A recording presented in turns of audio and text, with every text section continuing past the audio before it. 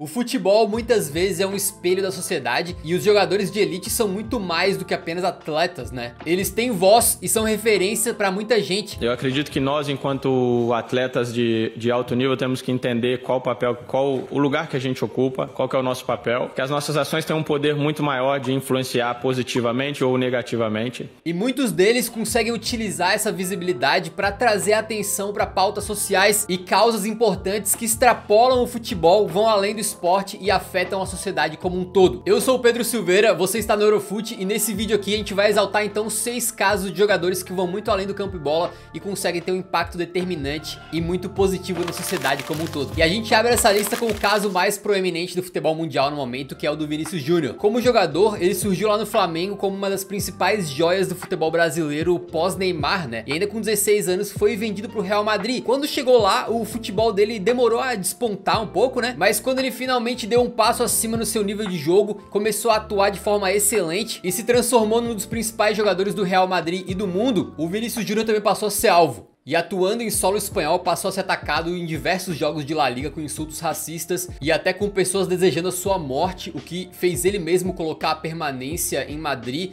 em dúvida, né? Torcedores de diversos clubes espanhóis diferentes protagonizaram aí crimes de ódio contra o brasileiro, chegando ao ponto do capitão do Atlético de Madrid, o Coque, dizer numa coletiva pré-clássico contra o Real que se o Vini comemorasse dançando era a opção dele, mas que poderia haver uma confusão. Mas pro azar dos racistas teve dança sim. Os casos não ficaram apenas nos estádios, né? E num programa de TV, o Pedro Bravo, presidente da Associação Espanhola de Empresários e Jogadores, foi extremamente racista e xenófobo contra o Vinícius Júnior em apenas uma fala. Aqui tu lo que tienes que hacer es respetar a tus compañeros de profesión y dejar de hacer el mono. E de fato o ápice da onda de ataques veio no ano passado no jogo contra o Valência, quando uma boa parcela dos torcedores no estádio se transformaram em criminosos, fazendo injúrias raciais direcionadas ao Vini Júnior, que respondeu: não foi a primeira vez, nem a segunda e nem a terceira. O racismo é normal na La Liga, a competição acha normal, a federação também e os adversários incentivam. E ficou pior ainda com um veículo de imprensa local de Valência chamando o brasileiro de Pinóquio, como se ele estivesse mentindo sobre o caso. Quando voltou ao Mestalla um tempo depois do estádio do Valência, ele novamente foi vítima de ataques racistas, dessa vez inclusive incluindo uma criança.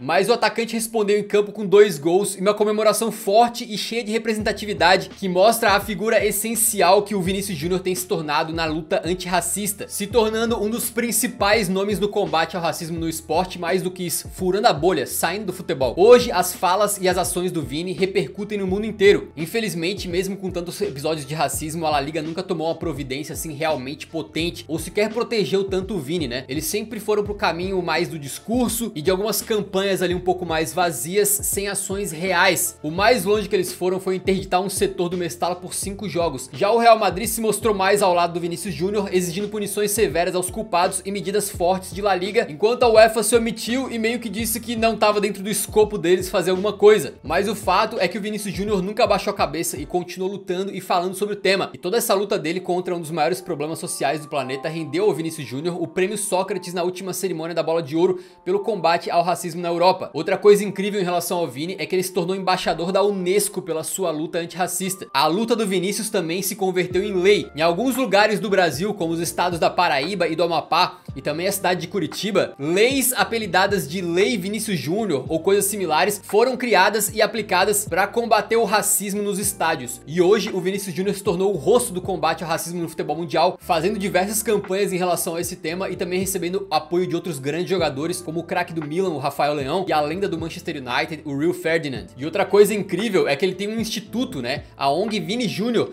que é voltada ali pro ensino, pra educação, e eles inseriram conteúdos antirracistas para as crianças como forma de conscientização. A gente ainda espera a chegada de mudanças mais significativas, mas o fato é que a luta do Vinícius Júnior já vai ficar marcada na história, com ele sempre enfrentando o racismo de frente, sem baixar a cabeça, com alegria, fazendo seu jogo, bailando, e a gente espera que com cada vez mais jogadores e outras personalidades do esporte e fora dele, apoiando o Vini, a causa e a luta, porque como ele mesmo disse, se ele for o único, o sistema vai esmagá-lo. Mas a gente tem certeza que ele nunca vai desistir, prova disso é a bela tatuagem que ele tem agora na parte de trás da coxa direita. A luta do Vinícius é absolutamente incrível e deve ser exaltada. A gente segue nesse tema para falar do Vincent Kompany, ele que como zagueiro foi multicampeão no Manchester City e se tornou uma lenda do clube, mas poucos sabem do seu lado ativista. O Kompany é filho de pai congolês e teve que lidar com o racismo por toda a sua vida, e quando se tornou treinador isso também não mudou. Mesmo tendo feito parte daquela que foi conhecida como a ótima geração belga, o Kompany foi alvo de ataques racistas no clássico entre Anderlecht, time do qual ele era treinador, né, contra o Clube Bruges lá na Bélgica. Depois desse caso, ele recebeu o apoio do Lukaku, né, outro alvo recorrente de injúrias raciais, e da secretária federal de Igualdade e Oportunidades da Bélgica, a Sarah Schlitz, dizendo que ele é um modelo de pessoa e herói para muitos belgas. O Kompany sempre que possível se posiciona na questão racial, né, pedindo mais diversidade no mundo corporativo do futebol, tanto que em uma entrevista há alguns anos, ele afirmou que o racismo está nas federações, quando a gente vê que nelas, ali nos cargos decisórios, tem pouquíssimos profissionais negros. E se a gente expandir o tema do Kompany para sua família, a história fica ainda mais incrível, porque o pai dele, né, o Pierre, se tornou o primeiro prefeito negro da Bélgica na história, em 2018. Ele chegou no país como refugiado político em 1975, depois de deixar a República Democrática do Congo, porque era considerado ele como opositor político do regime ditatorial da época, né? Só que toda a questão do Congo vem justamente da Bélgica, porque foi em 1884 que o rei Leopoldo II, belga, basicamente tomou o país pra si, né? Então a gente pode dizer que essa conquista do pai do Kompany foi na verdade um momento histórico, né? Um homem negro do Congo que chegou a um importante cargo político no país que colonizou a sua nação de origem. E por mais que depois ele tenha renunciado ao cargo, o seu nome tá na história, né? A luta segue e o objetivo é um só, igualdade. O Kompany cresceu dentro desse ambiente, né? E dentro do lar dele, desistir não era uma opção e fez com que ele se tornasse hoje em dia uma figura importante na luta antirracista dentro do futebol. E além dessa questão, o Kompany também teve um papel muito importante em 2019, quando no inverno extremo da Inglaterra, ele e a sua esposa arrecadaram fundos através de uma iniciativa chamada Tackle for MCR para ajudar moradores de rua, né? Você pergunta de onde vem a motivação e o desejo? Tenho tantas razões para ter esse fogo em mim, todos os dias, tantas razões pelas quais eu nunca posso fazer menos. Agora a gente vai falar do jogador mais estiloso do futebol mundial, o Hector Bellerin, um cara muito ativo nas questões ambientais. Ele é um lateral direito que fez grande parte da sua carreira no Arsenal, né? E no momento da gravação desse vídeo está jogando no Real Betis. E ele vive um estilo de vida alinhado com os seus valores aí que estão muito direcionados na pauta ambiental, na preservação do planeta. De coisas menores até ações maiores, o Bellerin já fez um pouquinho de tudo, mas olha alguns casos que curioso. Primeiramente, diz ele que já foi consumista e tal, mas que hoje em dia só gosta de comprar roupas de segunda mão, usadas, de brechó, o que é até difícil acreditar, né, porque jogador de futebol, assim, às vezes com muita grana, tá sempre gastando ali em carrões e tal, e o Bellerin não é diferente, ele é rico, né, ele tem milhões e tá ali simplesmente usando roupas reutilizadas, né, e por falar em roupas, em 2020 ele foi co-criador dos ternos sustentáveis da marca 424, usados pelo time feminino do Arsenal antes da final da Copa da Liga Feminina, e depois ele também trabalhou junto aí a uma grande marca de roupas para lançar uma linha de roupas sustentáveis. Além disso, no dia a dia, aparentemente o Bellerin dirige apenas carro elétrico, né, e curte muito também andar de bike ali, e segundo ele, pega até mesmo o transporte público, o que é uma coisa raríssima para um jogador de futebol ainda mais famoso como ele, né. Em 2022, o Bellerin foi premiado como o Homem do Ano da revista GQ, e isso aí foi mais ou menos na época da Copa do Mundo do Catar, né, e o Bellerin não tem uma extensa carreira pela seleção espanhola, então ele não foi convocado, obviamente não foi pra Copa, né, mas disse que uma parte dele tava feliz com isso. El estar aquí hoy significa no estar en Qatar, no estar en la selección y no poder formar parte de ello es algo que me entristece, pero a la vez hay una parte de mí que se alegra, porque yo no sé si lograría disfrutar, ¿no?, de la carga de 6.500 personas que han fallecido en el proceso de...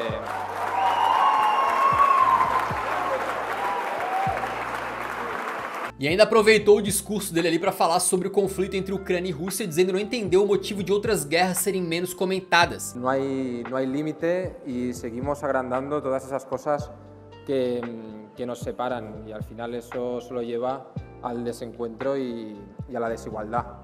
Y para mí yo creo que la única forma de tirar esta barrera, de seguir adelante es en buscar entre nosotros la humanidad, buscar la empatía, buscar el amor, el creer en nuestras comunidades y todas las redes. O Bellerin também é um dos principais acionistas do Forest Green Rovers, clube da 4ª divisão inglesa que é considerado o time mais verde do planeta, sendo, por exemplo, o primeiro clube de futebol profissional neutro na emissão de carbono. Eles que também têm um projeto de estádio 100% feito de madeira e usam apenas energia renovável, além de servir somente comida vegana. E os uniformes do Forest Green, pô, já teve uns que foram feitos aí com material vindo de café, outro de bambu e atualmente é feito de materiais reciclados. E a grama do estádio é orgânica. E essa pegada ambientalista do Bellerin parece que não ficou só no Forest Green Rovers não, né? O Betis, seu clube atual, também entrou nessa linha e provavelmente muito por incentivo do Hector. Hoje os caras contam ali com diversas iniciativas visando a preservação do planeta através de uma campanha chamada Forever Green. E tem mais uma coisa legal em relação ao Bellerin, né? Quando tava nos Gunners ainda, em 2020, ele prometeu plantar 3.000 árvores em apoio à ONG One Tree Planted para cada vitória do clube naquela temporada. E se ele cumpriu com a palavra dele, essa iniciativa gerou 26.000 árvores plantadas. Outras instituições ajudaram no processo ali, mas de fato o Bellerin é um cara muito engajado que parece levar esses valores dele não só da boca pra fora, mas também na sua vida do dia a dia, e vem sendo uma voz muito importante nisso aí, o que é raro e fora da curva para um jogador de futebol, né? Então realmente o Bellerin é diferente. A gente segue a lista com um cara um pouco menos conhecido, né? Mas que tem uma história bastante semelhante também, muito importante, porque o Morten Thorsby, assim como o Bellerin, é outro jogador que pensa muito no planeta, né? Atualmente ele joga no Genoa da Itália, mas quando jogava na Sampdoria lá em 2022, ele se pronunciou publicamente sobre a questão climática, e uma atitude bem singela que ele fez, ele acabou chamando a atenção e saindo na mídia, né? Ele trocou o número dele de 18 na camisa pra 2, e segundo ele, isso aí foi uma forma de aumentar a conscientização do público, dos torcedores, a respeito do Acordo de Paris, feito em 2015, quando quase 200 nações se comprometeram a reduzir as emissões de gases que geram efeito estufa. Aí tu pensa, mas o que isso tem a ver com o número 2, né? É que uma das medidas do acordo, e que infelizmente tá cada vez menos provável que aconteça, né? É que os países conseguissem barrar o aumento da temperatura média global em no máximo 2 graus, em comparação ali com níveis pré-industriais. Então esses 2 graus de aumento máximo representam o 2 na camisa dele. O meu envolvimento começou há 10 anos, quando tomei consciência da crise climática e ambiental e compreendi os enormes desafios que o planeta enfrenta. O norueguês é uma figura ativa no Twitter, né? E não é difícil ver em seu perfil ali publicações de outros ativistas climáticos. O Thorsby também fez ações e fundou a We Play Green, que é uma iniciativa incentivando a galera do futebol a tomar medidas em prol do meio ambiente, inclusive com outros jogadores profissionais entrando nessa iniciativa, atuando como embaixadores e tal. Devido a todo esse ativismo aí, o Thorsby foi convidado a dar uma palestra e falar para membros das 55 nações que fazem parte da UEFA ali, para discutir ali ações a serem tomadas para conservar o meio ambiente e o nosso planeta. Então, de algumas formas diferentes aí, o Thorsby vem fazendo o que ele pode, né? Mesmo sendo um jogador menos conhecido, com menos visibilidade, para conseguir trazer mais atenção para essa causa que na verdade é urgente para todos nós, né? A gente segue os temas aqui pra falar de mais um brasileiro, esse aí vem virando referência, é um cara espetacular, né? A saúde mental é um assunto ainda pouco comentado no futebol, mas de uns anos pra cá, vários atletas vêm se posicionando sobre a importância de cuidar da mente. E nisso, no futebol, né, quem tem mais falado do assunto é o Pombo Richarlison. Ele vem sendo uma voz bem importante pra representar jogadores que, cara, são profissionais extremamente expostos, que estão sempre sendo alvo ali de críticas pesadas da opinião pública. E o Pombo, por exemplo, quando chegou no Tottenham, sentiu o peso ali do valor investido pelo clube na sua contratação e demorou a engrenar, né, sendo colocado por um jornal inglês como uma das piores contratações daquela janela de transferências. E muitas das críticas eram válidas, né? Até porque ele não vinha jogando bem, só que as coisas acabaram virando um pouco de uma bola de neve, né? Por exemplo, na seleção brasileira, depois de ter feito uma boa Copa do Mundo no Catar, o camisa 9 entrou aí numa seca de gols, chegando até a chorar recentemente ao ser substituído contra a Bolívia nas eliminatórias pra Copa. E claro que, como ele mesmo disse, as críticas passaram a ser muito pesadas em cima dele. E junto com esse momento conturbado dentro do gramado, ele também passou por uma situação complicada na sua vida pessoal, um fator extra-campo envolvendo uma pessoa em quem ele confiava muito, né, que deixou ele numa situação bem complicada. Ele conseguiu sair dessa, inclusive voltou a jogar muito bem, fazer vários gols pelo Tottenham, e recentemente comemorou em uma entrevista recente a contratação de uma psicóloga na CBF para apoiar os jogadores que fazem parte da seleção brasileira, e disse que contar com a ajuda de um profissional dessa área salvou a sua vida, já que ele estava no fundo do poço. Eu, como um jogador da seleção que tem uma voz assim ativa, né, falo para as pessoas para procurar mesmo que ajuda, sabe? E eu, particularmente assim, eu posso falar porque, tipo, salvou minha vida. Então, assim, salvou minha vida, assim, de uma hora para outra, assim, porque eu já tava no fundo do poço mesmo, sabe? Então, é muito importante a seleção ter um psicólogo aqui mesmo. Só a gente ali jogadores sabem a pressão que a gente sofre, sabe? Não só dentro de campo, mas fora de campo. Eu mesmo sofri mais fora de campo do que dentro de campo, então é muito importante ter um psicólogo perto da gente. E a questão da saúde mental me parece ser uma fronteira pouco explorada no futebol, né? Que até recentemente sempre focava nos aspectos tático, técnico e físico, mas deixava o que passa aqui dentro de lado. Mas atletas como o Richarlison vem trazendo aí pra discussão a importância de se cuidar não só do corpo, mas também da mente. E é uma coisa que obviamente impacta os jogadores, especialmente por eles estarem ali sob constante escrutínio do público, né? Mas que afeta uma parcela muito grande da população também, diversas classes sociais, profissões. E um cara tão importante quanto ele vir a público e falar desse tipo de coisa, sempre com um coração aberto, né? Sempre com muita franqueza, ajuda a tirar esse preconceito que as pessoas têm com o trabalho dos psicólogos, de procurar ajuda, que o próprio Richarlison disse que tinha no passado, né? Ele também ajuda a mostrar pra outros jogadores e pra pessoas comuns, né? Como eu e você, que se tiver precisando de ajuda, busque especialistas, né? Não é nenhum demérito, não é nenhum sinal de fraqueza. O Richarlison é um cara mais do que especial e pelo jeito vai continuar aí por muito tempo, sendo uma voz importante nessa questão da saúde mental. Agora a gente fecha a lista falando de um jogador espetacular que usou uma parte da bolada que recebeu na sua carreira como profissional pra fazer a diferença lá pra comunidade onde ele nasceu e cresceu. É o Sadio Mané. Ele vem do Senegal, que é um país que tem uma economia ok, mas tá longe das principais do continente africano, né? E alguns dos maiores problemas de lá são a alta taxa de desemprego e a saúde, sendo que a OMS diz que a expectativa de vida das pessoas no Senegal é em média de apenas 68 anos. Só como base de comparação, no Brasil é acima de 75. O Mané nasceu numa vila chamada Bambali, de apenas 2.000 pessoas, e mesmo depois da fome e do dinheiro, ele sempre volta pra sua casa, né? Passando as férias lá. E inclusive ele viralizou nas redes sociais com imagens do cara simplesmente na sua aldeia de origem, ali na sua vila, né? Passeando com o troféu de campeão da Copa Africana de Nações, que ele venceu em 2022 jogando por Senegal, né? Fora jogo festivo que ele organiza lá em Bambali, famoso terrão, tá? E ele não fica só vendo de fora, não. O cara vai lá jogar, beleza? Ele tem uma gratidão muito grande e uma vontade de ajudar o local de onde ele veio, né? E ele ajudou a construir em Bambali, então, escola, hospital, mesquita, posto de gasolina, posto de correios, levou internet 4G e também construiu um pequeno estádio. Além disso, em 2022, o Mané assinou um contrato com a Sonatel Orange, um dos principais grupos de telecomunicação do Senegal, e no acordo ficou decidido que seriam feitas várias doações ali de aparelhos médicos ao hospital de Bambali. Outra coisa que ele fez foi uma parceria com a Oryx Energies, uma empresa aí que acabou fazendo que eletricidade chegasse em vários lugares da África subsaariana. Também no meio da pandemia do coronavírus, ele fez uma doação para ajudar o Comitê Nacional de Senegal a lidar com a crise, né? E ele é um cara que faz muito mais do que fala, mas quando ele fala, também fala bonito, se liga. Por que eu iria querer 10 Ferraris, 20 relógios de diamantes ou 2 aviões? O que esses objetos farão por mim e pelo mundo? Eu passei fome e tive que trabalhar no campo, sobrevivi a tempos difíceis, joguei futebol descalço, não tive educação e muitas outras coisas, mas hoje com o que eu ganho graças ao futebol, posso ajudar o meu povo. Sem contar que o Mané pega uma parte do seu salário e distribui para pessoas pobres lá da sua região para ajudar eles mensalmente, tá? Esse cara é espetacular, tá? E como se não bastasse, ele se tornou embaixador global da ONG Right to Play. E através disso ele tem um projeto de igualdade de gênero através do esporte, tentando ali incentivar meninas a concretizarem suas carreiras dos sonhos ali através do futebol ou fora dele. Todas essas ações não passaram despercebidas e o Sadio Mané acabou vencendo aí o primeiro prêmio Sócrates em 2022, dado lá na cerimônia da Bola de Ouro, né, para o jogador que mais se envolveu aí em causas sociais na temporada. Maior artilheiro da história da seleção de Senegal, campeão, ídolo da nação e respeitado por todo o continente africano e, por que não, pelo mundo inteiro, né? Sadio Mané.